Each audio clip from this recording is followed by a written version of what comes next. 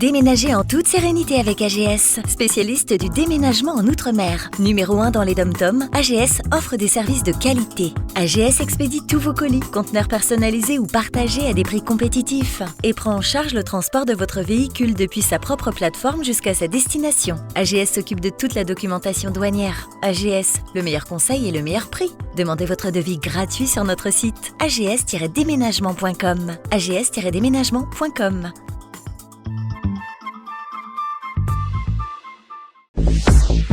Hexagone, actualité.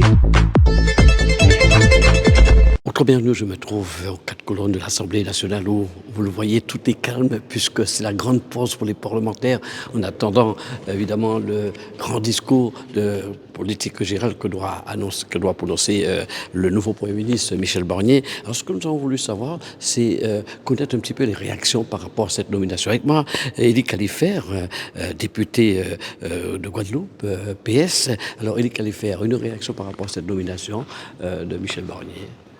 Mais écoutez, notre réaction est une réaction, on va dire, désignation. D'autres députés ont parlé d'écœurement, mais disons, on a un sentiment de mépris envers la démocratie. Disons, c'est une décision qui peut surprendre, mais au-delà, il y a quand même un sentiment de non-respect de l'expression populaire. Et je pense que là, il faut voir aussi, disons, un non-respect de l'état de droit des institutions, et cela peut revêtir un caractère de gravité. Et pour l'instant, on ne mesure pas ce que c'est. Voir un président refuser d'appeler un Premier ministre venant, disons, du bloc qui a gagné cette élection-là, qui a souhaité un changement, et choisir un autre Premier ministre qui sort d'un groupe qui est 5e ou 4e de l'Assemblée nationale, on va dire, c'est du jamais vu. Jamais vu, inquiétant pour la démocratie, mais disons ce qui a d'important, c'est qu'on puisse commencer à travailler pour le pays tout entier, et nous, notre opposition d'ultramarins pour les Outre-mer. Alors selon vous, il fallait absolument nommer Castet à la place de Barnier. Écoutez, le bloc qui est arrivé en tête, dans une dynamique, on va dire, dans une belle dynamique, avait choisi la proposition de faire la proposition Castet.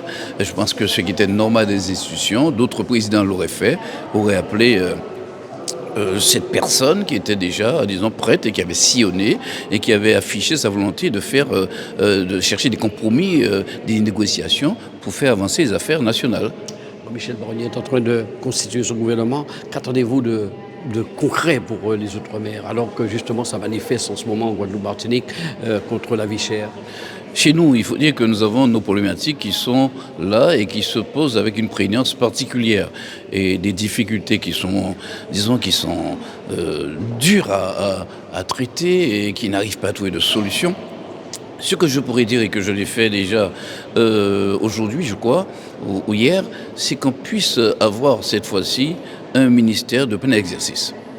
On l'a connu par le passé et on a eu un sentiment de déclassement.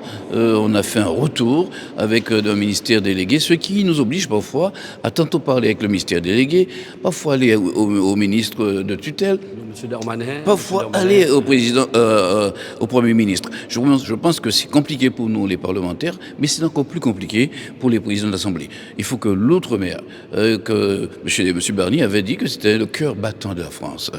Si l'outre-mer c'est le cœur battant de la France, eh bien, au-delà d'un signe symbolique, il faut permettre à l'outre-mer de pouvoir discuter directement avec un ministre de plein exercice et voir poser les problématiques, mais tenter de les régler aussi, même dans un contexte budgétaire particulier.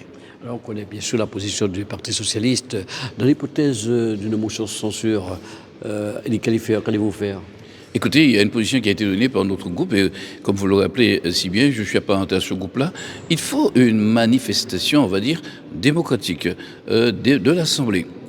Parce que manifestement, le président n'a pas tenu compte, disons, de la dynamique parlementaire qui est celle de la France actuellement, un parlementarisme de fait qui est là. Donc il faut marquer le coup et ensuite, disons, chercher les voies et moyens selon la déclaration de politique générale qui sera portée sur la constitution aussi de ce gouvernement pour qu'on puisse avancer.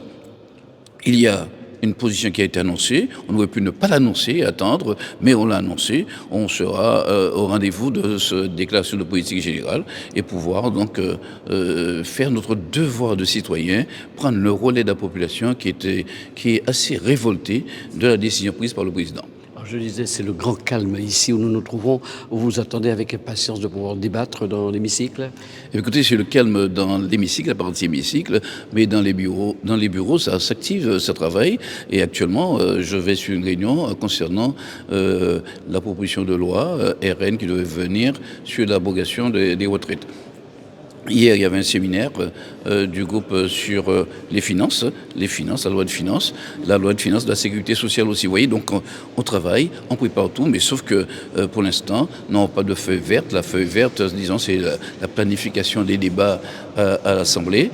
Et nous savons que nous avons un retard conséquent sur le vote du budget.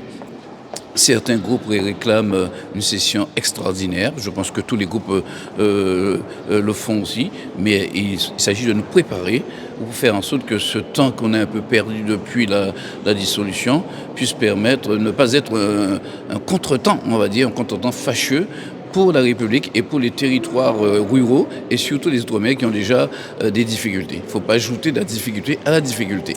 Merci à vous, Elie Kalifer. Outremernews.fr, le site de l'actualité Outre-mer, 24 heures sur 24 et 7 jours sur 7. Retrouvez la chaîne Outremer News sur YouTube.